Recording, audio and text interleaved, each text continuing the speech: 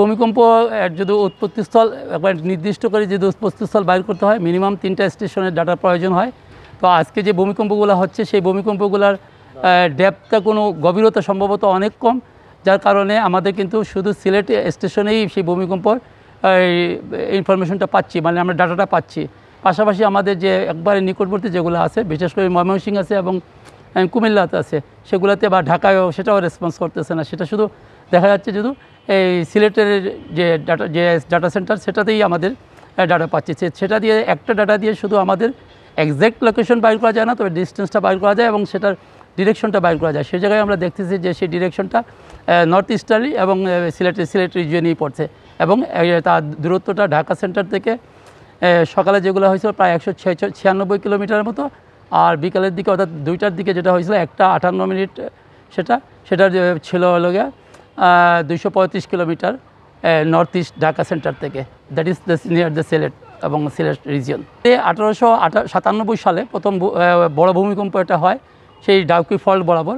সাধারণত এক ভূমিকম্পর ক্ষেত্রে ভূমিকম্প ফল্ট বরাবরই হয়, তো সেই জায়গায় এবং সেটাই বড় মাত্রার হয়। তো সেই জায়গায় দেখা যাচ্ছে যে আমাদের নর্দার্ন সাইডে সে যে সাইড আছে সেই দিকে দিকে আমাদের ডাউকি ফল্ট আছে এবং বার্মিক আর্ক আছে ওটা আমাদের ইস্টার্ন সাইডে। তো আমাদের ইস্টার্ন সাইডে যে ভূমিকম্প হয় সেগুলো কিন্তু ডেপথ থাকে অনেক বেশি, অর্থাৎ গভীরতা থাকে অনেক বেশি, মাটির অনেক নিচে ভূমিকম্প হয়, সেই জন্য মানুষ ফিল করে বেশি এরিয়া, তুলনামূলকভাবে ক্ষয়ক্ষতির পরিমাণটা কম হয়। আর আমাদের যে জায়গায় যদি নর্থের দিকে যদি হয় তাদের ডেপথ কম থাকে, কারণ যে দুইটা কারণ আছে সায়েন্টিফিক কারণ হলো একটা হলো গিয়ে আপলিফট হচ্ছে, অর্থাৎ ভূমি থেকে উপর দিকে উঠতেছে ভূমিটা, আর একদিকে হলে গিয়ে ডাউন ডেপথ হচ্ছে, তো নিচের দিকে যাচ্ছে।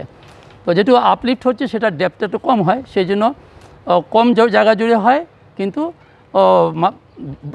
মারাত্মক ধরনের হয় বা ক্ষয়ক্ষতির পরিমাণ বেশি হয়, যেটা 1897 সালে বেশি বড় হয়েছিল ভূমিকম্প। এর পরবর্তীতে সিলেটে আরও ভূমিকম্প হয়েছে। 1918 সালে ভূমিকম্প হয়েছে, তার কেন্দ্র ছিল শ্রীমঙ্গলে। এরপরে 1835-এ আসে, 1935-এ আসে। এরপরে আমাদের এদিকে বড় ধরনের যেগুলো ভূমিকম্প যেগুলো আছে সেগুলো এরপরে চিটাগাঙ্গে হয়েছে, যেটা মায়ানমার দিকে হয়তো হয়েছিল, সেটার এফেক্টে কিন্তু চিটাগাঙ্গের যে এলাকায় সে জায়গায় সম্ভবত 2010 সালে ভূমিকম্প হয়েছিল। আরও কয়েকটা ভূমিকম্প সমসাময়িক সময় হয়েছিল, রাঙ্গামাটি বরফ কালেক্টর জায়গা আছে সে জায়গায় হয়েছিল। তো কয়েকটা ভূমিকম্প কিন্তু ওই দিকে হয়েছিল, কিন্তু সিলেট রিজিয়নের দিকে এই বড় ভূমিকম্প যেটা আসলো সেটার মধ্যে 1897, এর পরবর্তীতে 1918 সাল, দুইটি আমাদের জন্য একটু ক্ষয়ক্ষতির পরিমাণটা অনেক বেশি ছিল। তখন আমাদের এত বাড়িঘর ছিল না, এখন কিন্তু অনেক পাকা দালানগুলো হয়েছে। আমি এই জন্য সবাইকে অনুরোধ করব যেন বাড়িঘর তৈরি করতে সময় যেন বিল্ডিং কোড মেনে যেন বাড়িঘর করা হয়, এটাই আমাদের অনেকটা সেফটির কাজ হবে। কিছু বিষয় আছে যেগুলো যদি আমরা চেঞ্জ করে দিই তাহলে কিন্তু অনেক ক্ষয়ক্ষতি হয়। এই জন্য আমরা সেই প্রকৃতিকে সেইভাবে নষ্ট করতে না দেওয়াটাই ভালো। বিশেষ করে পাহাড় অঞ্চলে যদি হয়, আসলে ভূমিকম্প হওয়ার ফলে যে আমরা যে জিনিসটা পাই এটা ওয়েভ পাই। তো যদি একটা পাহাড় থাকে সেই ওয়েভটাকে বাধাপ্রাপ্ত হয়, অর্থাৎ একটা পুকুরে ঢিল দিলে যদি আমি একটা কাঠি লাগে বা একটা কিছু দিয়ে রাখি সেই অংশটা বাধাপ্রাপ্ত হয়, সে তার গতিটা কমে যায়। সেই জন্য আসলে আমি পাহাড় যদি কেটে দিই সে তো গতিটা বাড়বেই। সেই জন্য আমরা বলবো যে সেই পাহাড় টিলাগুলো না কাটার জন্য, সেটা অবশ্যই বলবো।